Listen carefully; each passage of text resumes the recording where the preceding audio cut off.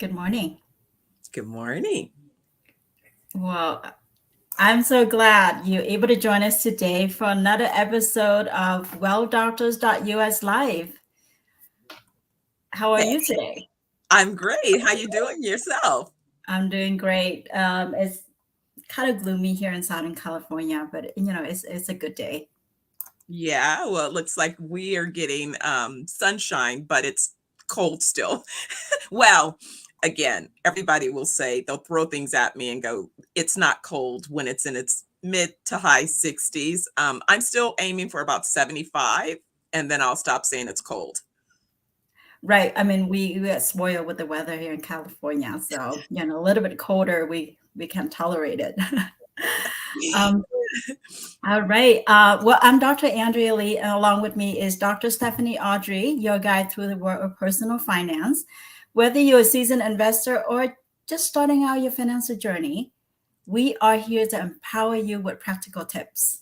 And, hopefully with the information, you can make a more informed decision to meet your financial goals.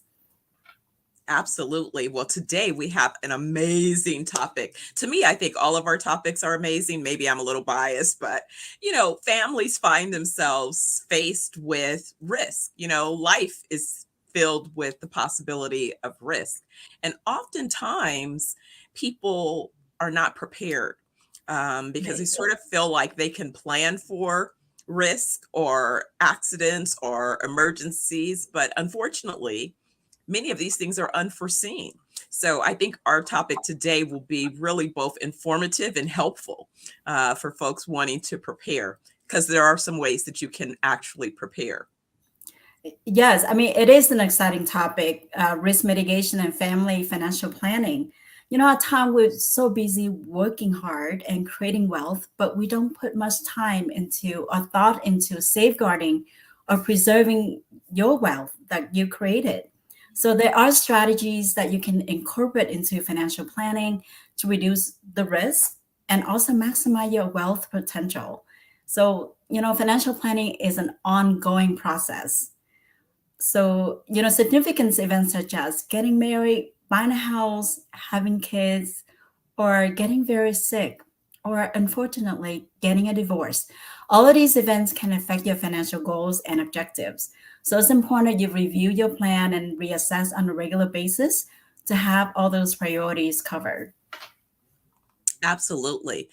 Sometimes it can be something as simple as, and it depends upon where you are along your journey. Although people, they say, have been waiting later to begin to set up their households just as a response to the cost of living. Things like, you go to school. There was a statistic that I heard recently about the number of people that graduated in the last couple of years following COVID in particular. And with the uncertainty in the economy, you may have graduated with a, undergrad, advanced level degree, but found that there wasn't as many opportunities to enter into the job market at a level that may be sufficient to not only cover your living expenses, but if it is that have student loan debt, which many people do, to be able to support that student loan debt as well. And so that becomes a bit of a burden if it is that, you've gone to school and you've earned a degree and you have debt. So if your income is not what you anticipated it would be, how then do you cover your household and living expenses? That then leads to, sadly, for some cases, significant debt. So how do you work yourself out of a debt plan? And lo and behold, don't have a job loss or a medical emergency. Those tend to be, along with things like sudden death. I've heard of people, and it happened often, where there's a death in the family. It's a major contributor to the household income. Right. And all of those things are disruptions and can really create not only the emotional trauma that the family is dealing with, but also the financial burdens that continue to mount in those situations. Absolutely. I mean, reassessing your risk regularly, especially evaluate your financial liabilities, such as loans like auto loans, credit card balances, mortgages, personal loans, and there's bad debts and good debts too, right?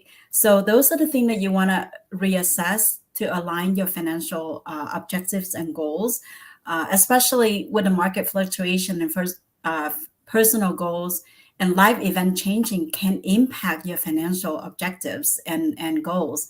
So it's important that you regularly reassess all of these components as the times goes on, and you encounter a major events in the family. Limit You want to limit those liabilities, and also legal liabilities that not a lot of people think about. So especially personal liabilities insurance, to have like an umbrella insurance on top of your auto loan, auto insurance, or your mortgage insurance. Those can help to protect you in an event that it happened to you, like a car accident. When you have a minimum coverage, they will can sue you, and you could have force you to tap into your equity, home equity, to pay for those liabilities, right? Absolutely. And a lot of times that's one of those things that people don't think about. You're trying to save money on the front end and pay for a minimal amount of coverage. But if you have assets, that's not a wise decision, because unfortunately, those assets are at risk for the shortfall. And a lot of times that's something as simple as that, people don't consider. Yeah, I mean, you expose yourself with all these risks. Every day we encounter things that we don't expect, like big medical expenses, getting very, very sick, then you no longer can work. How do you replace your income? How do you ensure your family will have enough income to cover all the expenses, loans, bills, and all of that, if you no longer can work due to major um, medical event like chronic care or long-term care, right? So then you need to have some sort of income replacement. And there are strategies like life insurance policy nowadays that help you able to leverage that to pay, to access the money to pay for your chronic chronic care, medical, like terminal illness and critical illness. You can access the debt benefit early to pay for those events, and also income replacement too. So it's important that you consider the income replacement when you no longer can able to support your family, who especially you are the main income earner of the family, or the breadwinner. Yeah, it's really again, and sometimes it's chronic conditions. I just had a real dear friend of mine share the passing of his sister, and she was a contributor to the household income, but she leaves behind three children, three Oh, minor children, and a husband. And so just think about, even though the husband has a means for income, just the emotional trauma experienced through the chronic condition she suffered from, breast cancer. So that was a long term, illness. So think of how much the disruption to the family emotionally, is she going to be okay? Is she going to recover? All of that, the mounting medical bills, and then to now have this person, unfortunately, transition, then the void of that contribution to the household. And again, these things are happening more and more. Sadly, we find ourselves with a population of citizens who sadly have suffered from environmental, we won't talk about, the food and all the other things that have contributed to overall conditions that seem to be on the growth cycle. I'm seeing right. younger and younger cases of early dementia and Alzheimer's, which is basically type 3 diabetes, sugar on the brain. I'm seeing cases as young as 30, 35. I was appalled to see that statistic, because when you think about chronic conditions like an Alzheimer's or a dementia, typically when they are prognosis received by older patients, although the brain begins to deteriorate, oftentimes, if there's not other conditions, a person can live for a long time with that type of chronic condition. So imagine if you're 30 years younger, at least if you have the experience in your 60s, the presumption is that you've worked a full career, you would have saved something for retirement, perhaps you have some other assets and resources. But if Right. this happens at 30, and you just finished That's a college long time. at Yes. 27, 28, maybe 30, just got your career started. You're just getting your career started in many cases. So you would not have saved that amount of resources. And literally, you could be in need of care for now 30 plus years. We really need to look and explore other options just in case, to prepare. You don't want to feel like we're not meaning to, make it doom and gloom, but we're just Right. saying that we see the realities. And it's tragic when you see a family suffer through something when dang it, there were some additional resources that if only they had those things, considered in their financial, or you say their wellness plan, because it is about a holistic approach to your longevity, right? Your Right. economic stability, your emotional stability, all of those factors work together to ensure your journey will be, what it is, but hopefully better. Right. Right. Right. I Yeah. mean, it's important.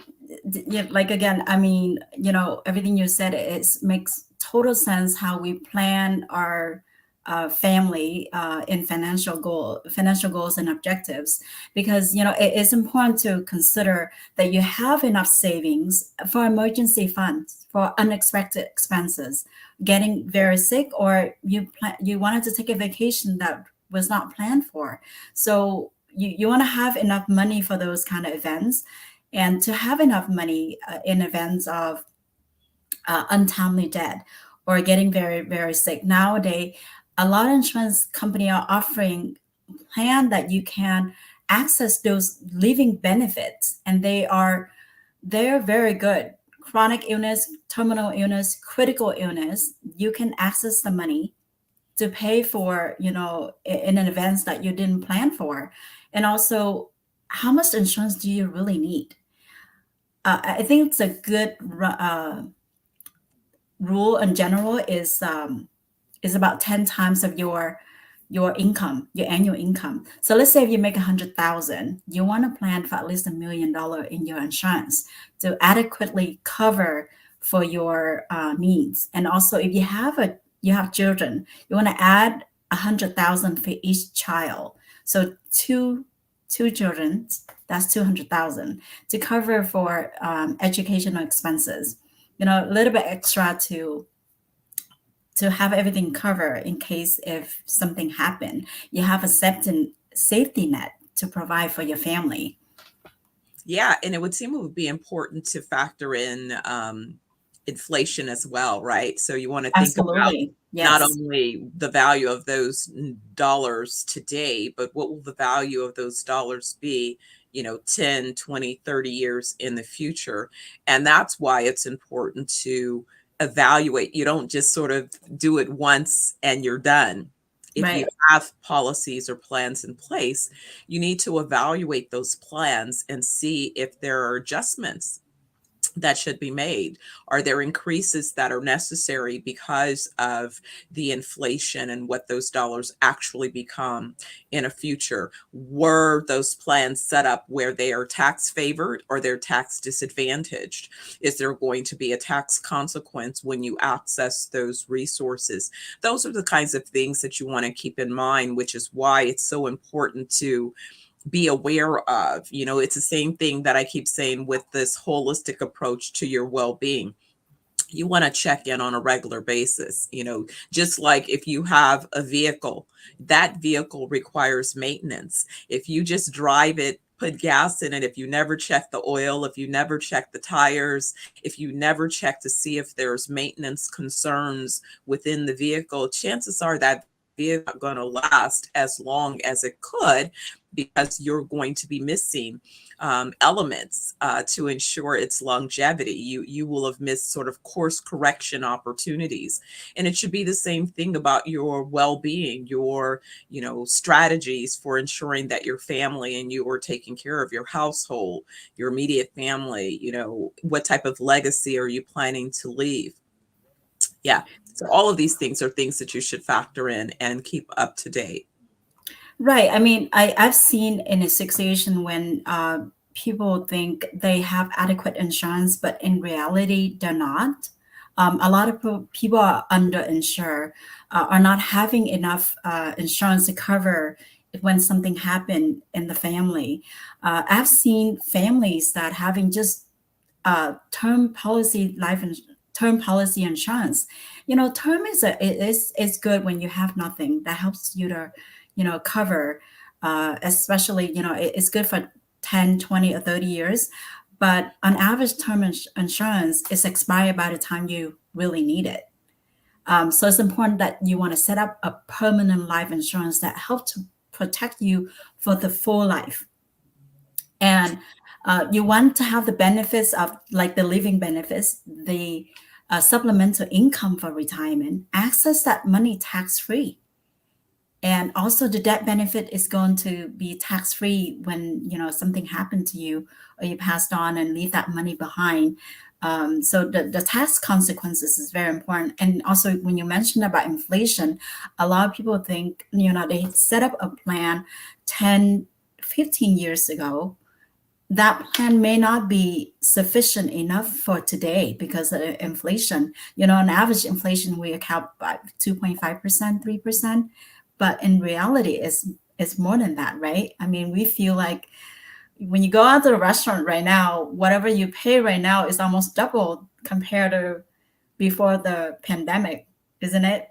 Absolutely. The prices have gone through the roof. I see it everywhere. I was stunned, just so-called the fast casual, you go out for a fast casual meal and it's 30, 40 bucks just for, basic things that you say, wait a second, how is it that that's a 40-buck meal?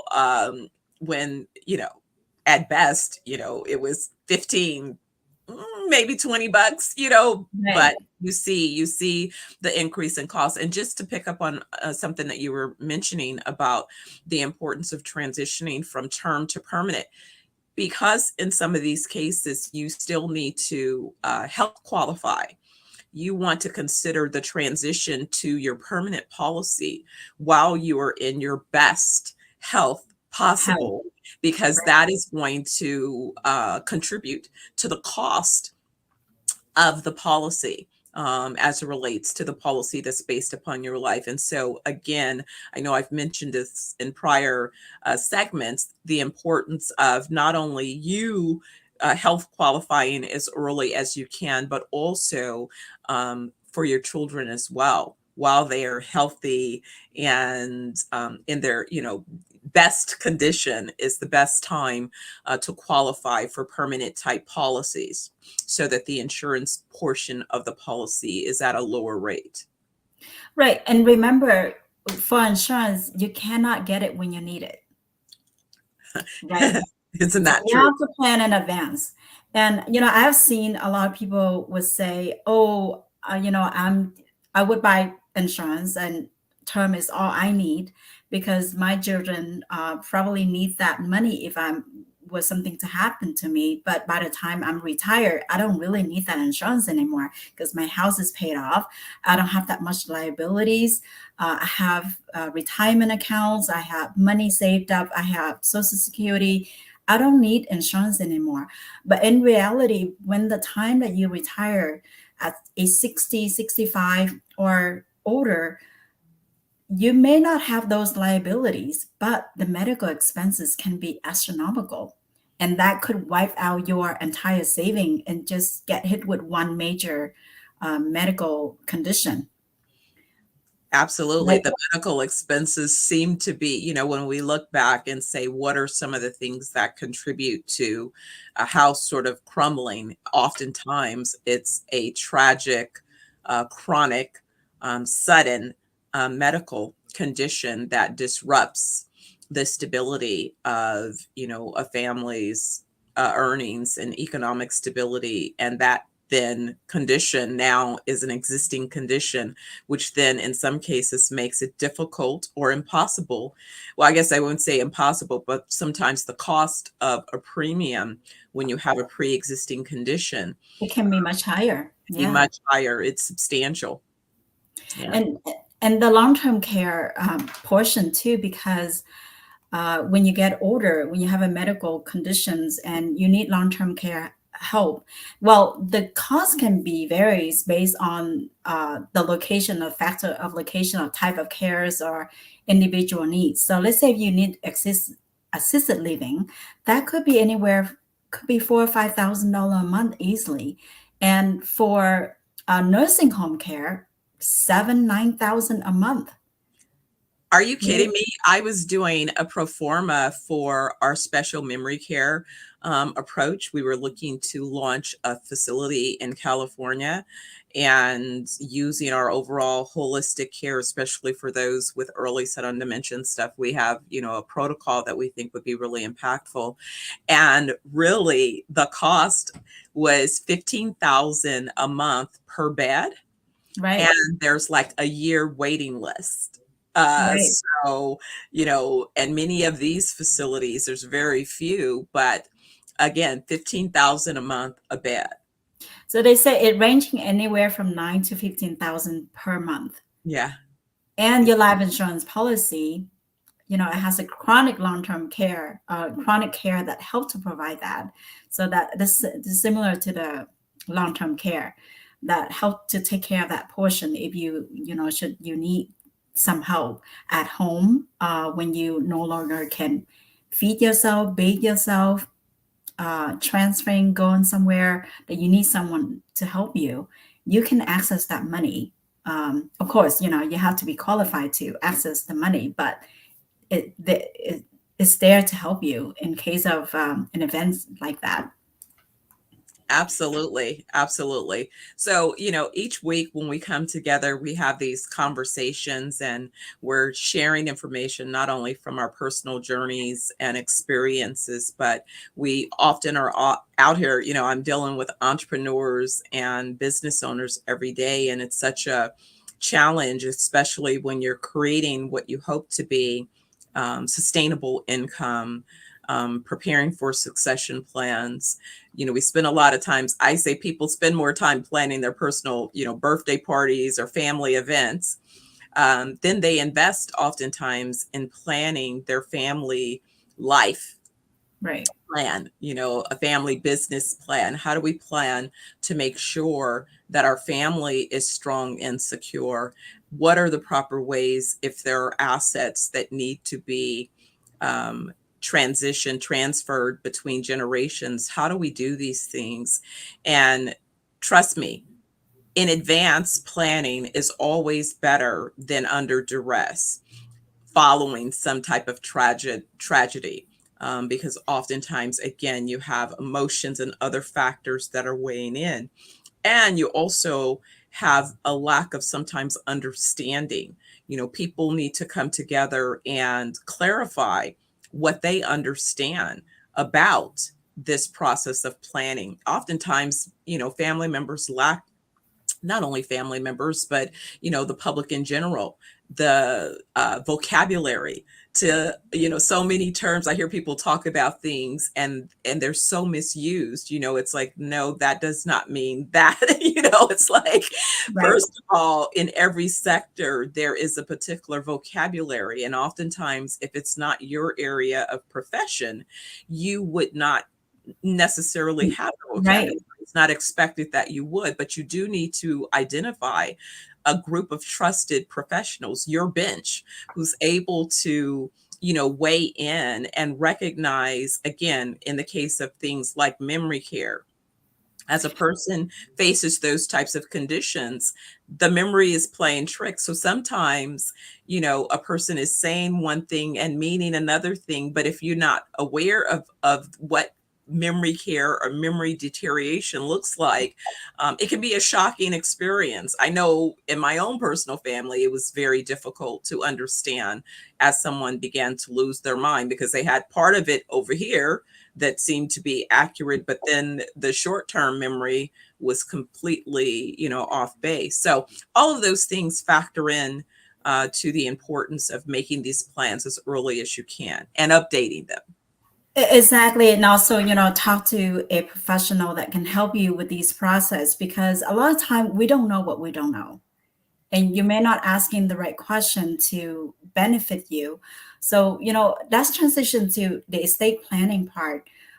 You want to have a comprehensive estate plan that include wills, trusts, powers of attorney. So, in case of a debt in the family, you want to avoid probate court. That's an ugly battle to go through. High fees. You don't want to leave, everything to the court to decide who, what asset go to who, and they will make decision for that. So in advance, you can create a trust for that. You can control your inheritance and determine who inherits what, and also guardianship for your children as well. So you want to plan all of those in advance. Also, tax deduction. There's ways that you can, you have a sizable asset, you want to leave that to your children. There are ways that, help to minimize the tax when you pass on for generational wealth transfer. And as well as the family, avoiding family strife, right? You don't want battles within the family when you're no longer there to provide them. So it's something, you want to have a clear instructions to avoid any confusion or disagreements within the family. And I think that that's also critical. It's so important to have these conversations, because oftentimes these things are not communicated, especially when the matriarch or patriarch is alive. And so, unfortunately, it's all left to interpretation. And I see so many families in strife. And it's really tragic, because you're right. The It is. courts and the legal system will make the legal decisions. And oftentimes they're not at the best That of may not to your family. best interest, They're right? not to If your you best. don't make a decision, yeah, the court will take over and make the decision for themselves, right? Absolutely, absolutely, and therefore take out their portion, as well as, additional costs for legal fees, court fees, attorney fees, a bunch of excess fees. And by the time you figure it out, and then of course when people contest, decisions that have been made, it's really a mess, and trying to mitigate some of that, disruption is best done by having early conversations and planning. It's the best way forward. Right. I mean, it may be hard to sit down and really organize and plan in advance, but once you have that set up, you gain a peace of mind, and just modify that plan along the way to fit your life-changing events, like married, having kids, and kids going to college, buying a house, getting additional protections, uh, or going through medical expenses that require you to pay high deductible. So and that's what lead us to health insurance and disability insurance. So a lot of people think, the health plan that they have may cover everything, but it's not.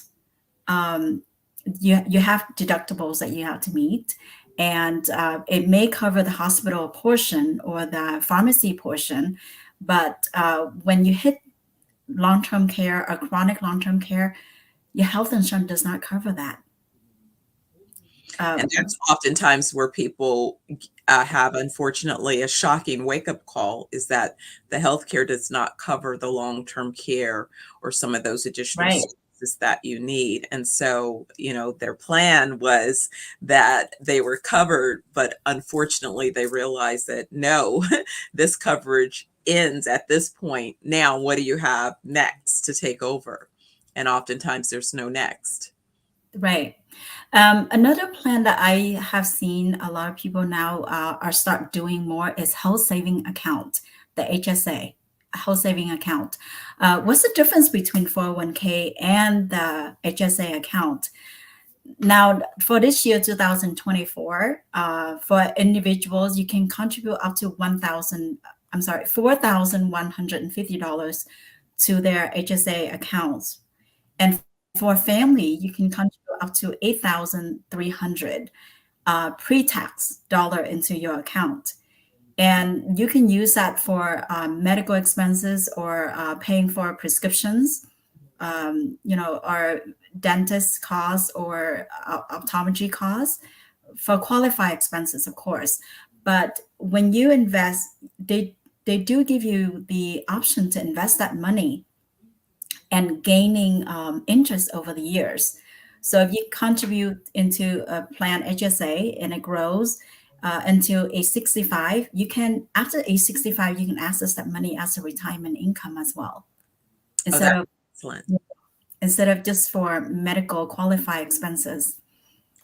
That's excellent. I think that's a great option. I love policies that allow you some type of flexibility where, although you may set the funds aside for a particular purpose, if you're blessed and that purpose does not manifest, you still have access to those resources. There's some other programs that end up being a little bit more restrictive, where they're only used for a particular purpose. And it's if you don't have that situation, you also still can't access those funds. So this would be a great alternative, and there might be some more alternatives. I think it's important to make sure that you not only have your plans evaluated, but in some cases, consider speaking to more than one professional just so that you can explore a number of options.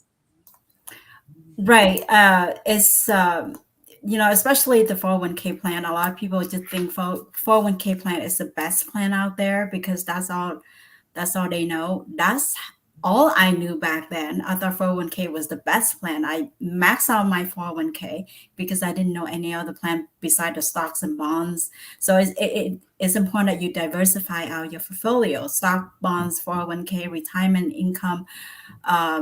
The insurance part of it is also, you want to incorporate all of that into your portfolio to have a balanced, protected plan.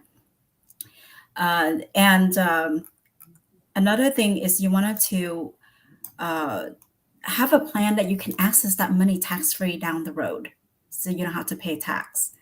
The 401k, when you access that money or RMD at age 73, you have to pay tax. And there is provisional income that you have to consider. So your tax bracket might shoot up a lot higher, especially if you have $1 million or more in your 401k and your RMD that amount. And that could be, and especially if you're still working at that age, your income bracket can be a lot higher and your tax bracket can be a lot higher too. Absolutely. Well, it happens every week. Andrea, we are at the top of our time. This topic, as well as many of our other topics, are topics that we care about. So I find that we get really caught up in the conversation, and before we know it, our window has blown by. Are there any last tips that you want to share in terms of ways that families can mitigate their risk? So, every family situation is unique. So, to tailor strategies that fit your specific needs and goals, talk to someone, with knowledge, professionals, so they can help you with this process. And it can be, it doesn't have to be, it could be a friends that have a license to do so, or your tax advisor or your financial advisor. Talk to someone, get yourself protected, get your family protected. If you don't have anyone, reach out to us. We can guide you through this process, and to make sure that you get all the protection you need, and continue this financial journey in your family and provide a safety net for your family. Well, thank you so much for tuning in today. We are running out of time. And as always, you can catch us every Wednesday at 10 a.m. Pacific time. We invite you to join us weekly. Until then, prioritize your well-being and your loved ones by developing a plan to safeguard yourself and your family. And if you already have a plan, we suggest review it, update it to optimize its effectiveness. And if there's a topic that you're interested to learn, please let us know. You can email us at info@welldoctors.us live. I'm sorry, welldoctors.us. Have the most wonderful day. Fantastic. And looks like we received a comment from John Steele telling us thank you for sharing. So I wanted to make sure that we made mention to John. Thank you, John. Thank you for Thank your you, John. comment. We appreciate it. And yes, everyone, be well. We'll see you next week. Take care. Take care.